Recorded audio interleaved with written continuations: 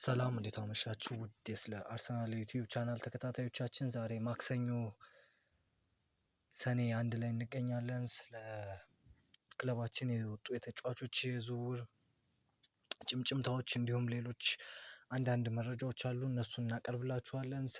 በተለይ ስለ ሪካርዶ ካላፊዮሪ ዛሬ ሰፋ ያለ መረጃ ወጥቶ ነበር። ከዲማርዚዮም ከስካይ ስፖርት የሚወጡ መረጃዎች ነበሩ። እነሱን ጠቅለል አድርገን በአንድ ቪዲዮ ቅድም ሰርተንላችሁ ነበር እና ስለ ካላፊዮሪ መረጃ መስማት የምትፈልጉ ከሆነ እዛ ቪዲዮ ጋር ታገኙታላችሁ። ነገር ግን አሁን ላይ ስለ ሌሎች ተጫዋቾች በዚህ የዝውውር መስኮት አርሰናል ሊያስፈርማቸው ከፈለጋቸው ተጫዋቾች ተያይዞ ይቅርታ የወጡ መረጃዎችን እንደሚከተሉ እናቀርብላችኋለን። በተለይ ዛሬ ሰፋ ብሎ የወጣው መረጃ ምንድነው? አርሰናል ቱርካዊውን የጁቬንቱስ የ21 ዓመት የፊት መስመር ተጫዋች የግራ ክንፍ አጥቂ ጥያቄ አቅርቦ የነበረ ቢሆንም ጁቬንቱስ ተጫዋቹን በፍጹም የማይሸጥ ኖት ፎር ሴል በመሆኑ በጥብቅ አሳውቀውታል። በተለይም አምና ኮንትራቱን አድሷል ኬናን ይልዲዝ እና በዚህ ምክንያት አርሰናል እቅዱን ቀይሮ ወደ ሌላ አማራጭ ፊቱን አዙሯል የሚል መረጃ የአትሌቲኩ ዘጋቢ ሮበርቶ ማርቲኔዝ መረጃ ይዞ ወጧል። አርሰናል በግራ ክንፍ ቦታ ላይ ብዙ ተጫዋቾችን እየተመለከተ ሲሆን እንደ ራፋኤል ሊያው አይነት ተጫዋቾችም አርሰናልን እንደሚወዱና አርሰናል እንግሊዝ ፕሪሚየር ሊግ ከሄዱ አማራጮቻቸው ከአርሰናል ወይም ከማንቸስተር ዩናይትድ ሊሆን እንደሚችል ግልጽ አድርጎ የኑ ውሰዱኝ አይነት ነገር ተናግሮ ነበር። ነገር ግን ያው ብዙ አማራጮችን እያየ ነው። እንደ ሞርጋን ሮጀርስ፣ እንደ ብራድሊ ባርኮላ፣ እንደ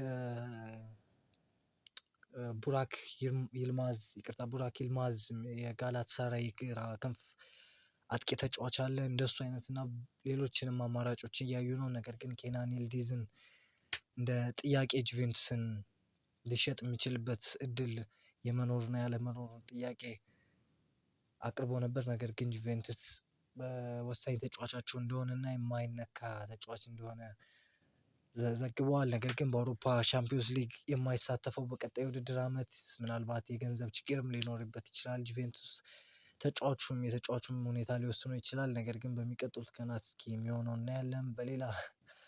በሌላ መረጃ ደግሞ በእርግጥ የተረጋገጠ አይደለም።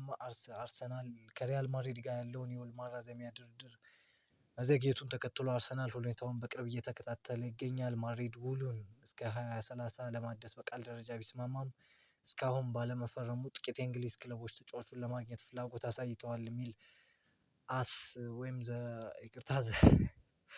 ማርኮን ሩይዝ ከአስ ዘግቦልናል እና ቪኒሺየስን ጁኒየር ነው እንግዲህ በተለይም ደግሞ ከመረጃው አልተረጋገጠም እውነተኛ የሆነ አይሆን። ነገር ግን ሚኬል አርቴታ ቦርዱን እንደ ቪኒሺየስ ጁኒየር አይነት ተጫዋቾች እንዲያመጡለት ስፔሲፊካሊ በተለይ ቪኒሺየስ ጁኒየርን የሚያደንቀውና ለቀጣይ ደረጃ ለመድረስ ዋንጫ ፕሪሚየር ሊግ ደጋግሞ ለማሸነፍ እንዲሁም የአውሮፓ ቻምፒዮንስ ሊግን ዋንጫ ለመጀመሪያ ጊዜ ለማሸነፍ ቪኒሲየስ ጁኒየር እንደሚያስፈልገው ነግሯቸዋል ለቦርዱ የሚል መረጃዎች ወጥተዋል። ምን ያክል እርግጠኛ ነው የሚለውን ባናውቅም ነገር ግን እንደዚህ አይነት ጭምጭምታዎች ዛሬ በብዛት ስለ ቪኒሺየስ ጁኒየር ፍላጎት በተለይም ከሚኬል አርቴታ የመጣ ፍላጎት ነው እና እሱን እንደዚህ አይነት መረጃዎች ወጥተዋል። በቀጣይ ቀናት የሚሆነው እናያለን። በእርግጥ ሪያል ማድሪድ ላይ ነው ያለው ቪኒሲየስ ጁኒየር አሁን ላይ በሪያል ማድሪድ ቤት እስከ 20 ሚሊዮን ዩሮ በአመት የሚያገኝበትን ኮንትራት አቅርበውለታል። ከዛም በተጨማሪ ጥቅማ ጥቅሞችም ኮንትራቱን እንዲያድስ ሊያሳምኑት ሞክረዋል። ነገር ግን ሁኔታዎች ጥሩ እየሄዱ አይደለም። ቢሆንም ግን ከሪያል ማድሪድ እንደዚህ አይነትን ተጫዋች በቀላሉ ማውጣት የሚቻል አይመስለኝም። በተለይ አሁን ሪያል ማድሪድ አጥቂ የሚያስፈርም ከሆነ ግን ምናልባት የቪኒሺየስን ጁኒየርን ቦታ ኪሊያን ኤምባፔ በግራ ክንፍ ቦታ ጋር የሚሄድ ከሆነ ምናልባት አርሰናል አማራጭ እድል ሊኖሩ ይችላል። ምክንያቱም ከደጋፊዎቹ ጋር በአንዳንድ ሁኔታዎች ቪኒሲየስ ጁኒየር ሪያል ማድሪድ ቤት ውስጥ ፐርፌክት የሚባል ሁኔታ ውስጥ አይደለም። ነገር ግን ቪኒሲየስ ጁኒየርም ቢሆን ከሪያል ማድሪድ መልቀቅ አይፈልግም። ግን በሚቀጥሉት ቀናት የሚፈጠሩትን በዝውውር መስኮቱ በተለይ የትላንት ሳምንት ወይም ከ6 ቀን በኋላ ቀጣይ ሳምንት ሰኞ ይከፈታል።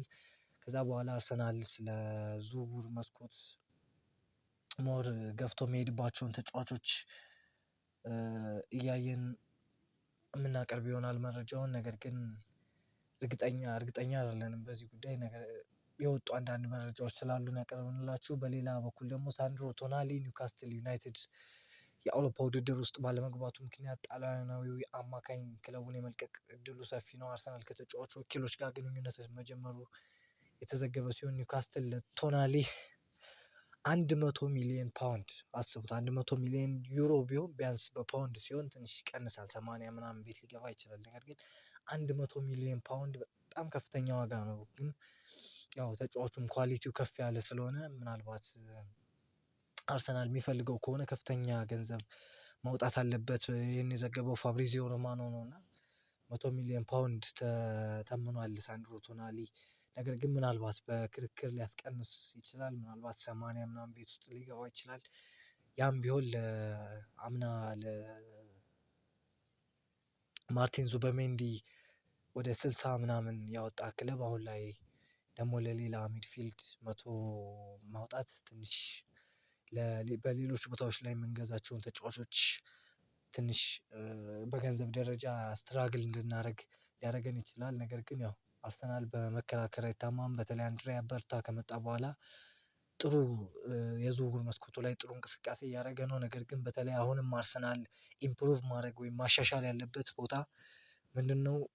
ተጫዋቾችን መሸጥ ላይ ብዙም አይደለም። በብዙ ዋጋ ይገዛል፣ በትንሽ ዋጋ ይሸጣል። አሁን ላይ አርሰናል ተከራካሪ ክለብ መሆን አለበት። ምናልባት በዚህ የዝውውር መስኮት በተለይ ከሊያንድሮ ትሮሳርድ በእርግጥ ሊያንድሮ ትሮሳርድ ይህን ያክል ገንዘብ እናተርፋለን ባንልም፣ ነገር ግን ጋብሪኤል ማርቲኔሊ ወይ አሁን ላይ ሪካርዶ ካላፊዮሪ ከሪያል ማድሪድ ጋር በሰፊው እየተያያዘ ነው የሚገኘው። ከሁለት አንዳቸው የሚወጡ ከሆነ ወይም ሌሎች ተጫዋቾች የሚወጡ ከሆነ አርሰናል ከተጫዋቾች ጠቀም ያለ ገንዘብ መጠየቅ አለበት ብዬ አስባለሁ። በተለይ ደግሞ ብዙ ኮንትራት ከአርሰናል ጋር ብዙ አመት ካላቸው እንደኔ አርሰናል ጥሩ ገንዘብ ማግኘት አለበት እና መደራደር አለበት ብዬ አስባለሁ። ምክንያቱም አሁን ላይ ጥሩ ሁኔታ ላይ ነው የምንገኘው።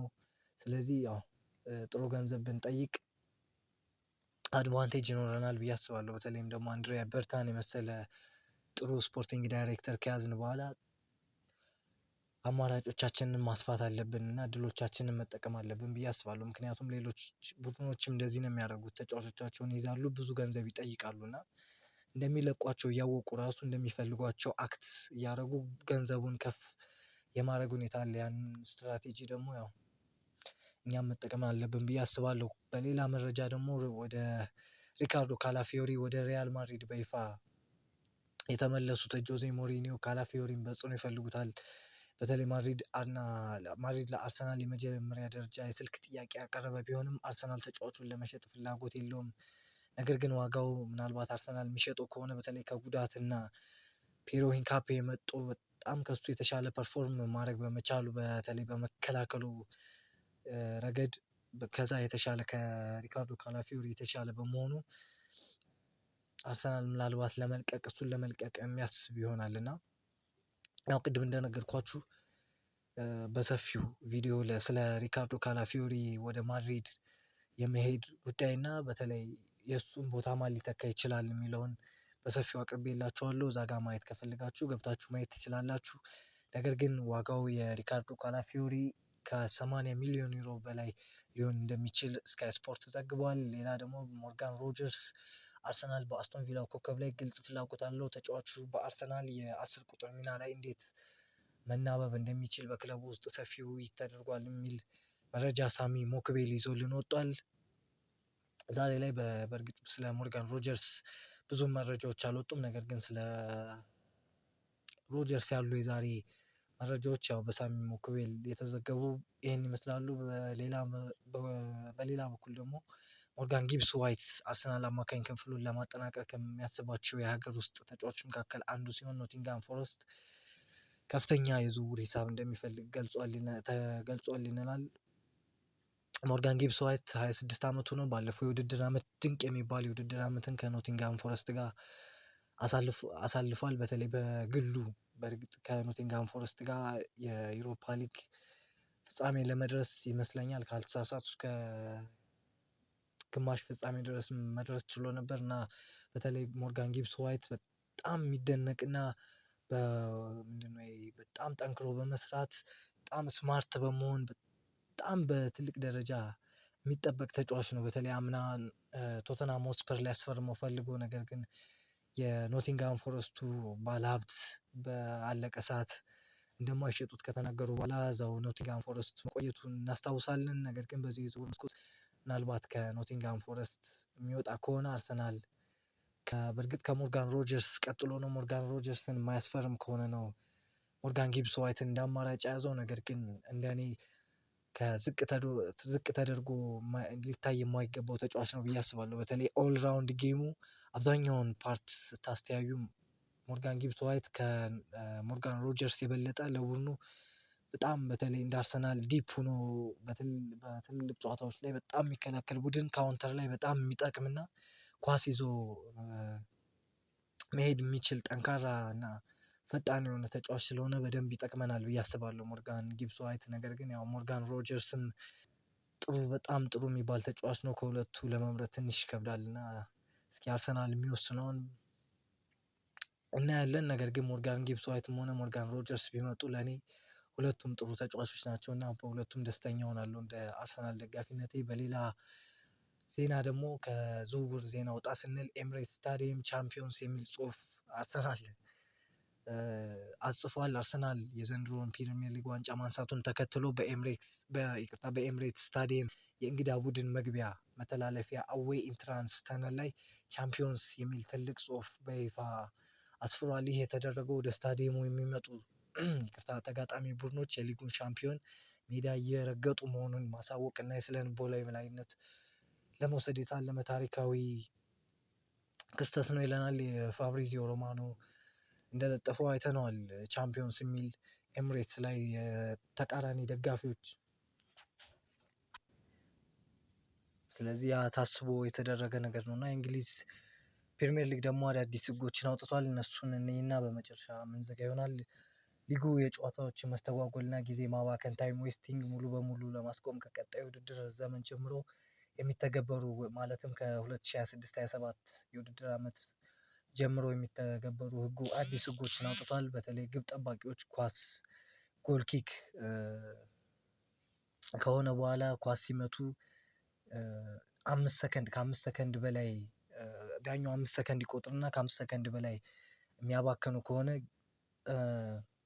ለተቃራኒ ቡድን የማዕዘን ምት የሚሰጥ ይሆናል እና በዚህ በኩል በተለይ አርሰናል አሁን ላይ እየተጠቀመው ላለው ታክቲክ ትንሽ አስቸጋሪ የሚሆን ይመስለኛል። ምክንያቱም በተለይ አርሰናል ብዙ ጨዋታዎችን እንደመጫወቱ ጉልበት ለመቆጠብ የተጫዋቾችን ኢነርጂ ሉዝ ላለማድረግ ሲል ብዙ ደቂቃዎችን ሉዝ እንዲያደርጉ ያደርጋል። በጥሩ ሁኔታ ላይ አመቱን እንዲያጠናቅቁና በዚህ ሁኔታ ትንሽ ለአርሰናል ከበድ የሚለው ይመስለኛል እና በሌላ ደግሞ የእጅ ውርወራ ስሮ ኢን ተጫዋቾች በእጅ ሲወረውሩ የ5 ሰከንድ ገደብ የሚሰጣቸው ቢሆን ካሳለፉ ውርወራው ወዲያውኑ ለተቃራኒ ቡድን ይገለበጣል ይላል።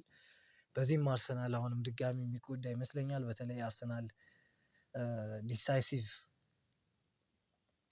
የምንላቸው ሞመንቶች ላይ በተለይ ጊዜ ወስዶ ነው ኮርናዎችንም ጎል ኪኮችንም እንዲሁም ስሮይኖችን የእጅ ውርወራዎችን እንትን የሚልና ጀስት ጥሩ ሁኔታ ላይ ሲሆን ጥሩ ግልጽ የሆነ ተጫዋች ሲኖር ብቻ ነው የእጅ ውርወራ የሚወረውሩት እንጂ ቶሎ እንደዚህ ፈጥነው እንትን አይሉም እና በተለይ ለክለባችን አርሰናል ትንሽ የሚከብድ ይመስለኛል። ነገር ግን ዊ ዊል ዲል ዊዝ ዛት ከዛ ነገር ጋር ያው ወደድንም ጠላንም ተስማምተን መሄድ ግዴታችን ነው። ለዚህ ደግሞ ያው ቡድኑ አማራጮችን ይፈልጋል ብዬ አስባለሁ። በመጨረሻም ደግሞ ተጫዋቾች መቀየር ሜዳ የሚለቅ ተጫዋች በ10 ሰከንድ ውስጥ መውጣት አለበት። በሰአቱ ካልወጣ የሚተካው ተጫዋች ለ60 ሰከንድ 1 ደቂቃ ታግዶ ወደ ውጭ እንዲቆይ ይደረጋል ይላል። በዚህ እንኳን ይሄን ያክል ነገር ይኖራል ብዬ አላስብም። ክለባችን ተጫዋቾች በዚህ በኩል ጊዜ ብዙም ያባክናሉ ብዬ አላስብም። ነገር ግን ያው አዲስ የወጡ ህጎች እነዚህ ናቸው። 3 ህጎች እነሱን ገለጽንላችሁ። እስካሁን አብራችሁን ስለቆያችሁ በጣም እናመሰግናለን። ስለ አርሰናል ዩቲዩብ ቻናልን ላይክ ሼር ኮሜንት አድርጎ የተሰማችሁን ሀሳብ እንዲሁም ሰብስክራይብ በማድረግ ይከታተሉ። በጣም እናመሰግናለን እንወዳችኋለን። ቻው